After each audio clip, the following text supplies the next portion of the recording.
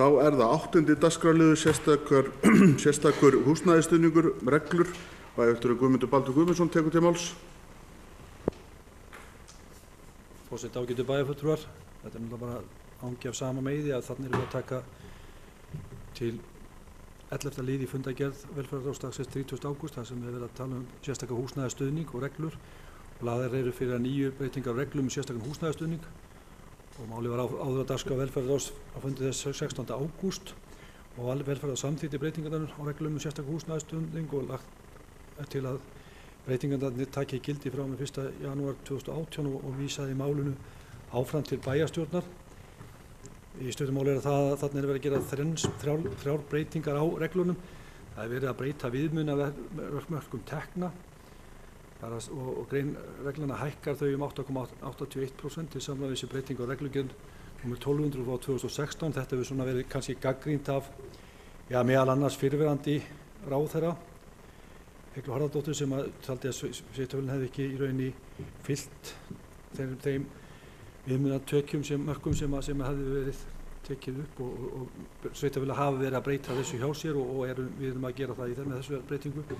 Annars vegar þá í öðru lagi þá hækkum við hámarksfjárhæð sameiginlega bóta, það er að segja bóta í almenna húsnæðiskerfi og svo þessum sérstaka húsnæðisstuðningi. Það geti hámarki orðið 90.000 og voru áður 82.000, þannig að það hækkar þarna 8.000 krónur á mánuði og síðan er það hlutfall sérstaks húsnæðisstuðning sem var áður 90% af húsnæðisbótum að það getur orðið nú 100% eða jafn há upphæð eins og húsnæðisbæturnar. Þannig að fyrir hverja 10.000 krónur sem hlutaðeigandi umsækjandi fær í húsnæðisbætur samkvæmt ákvörðun þar fá hann greiddan 1.000 krónur í sérstakan húsnæðisstuðning. Þannig að það er bara verið að breyta þessu.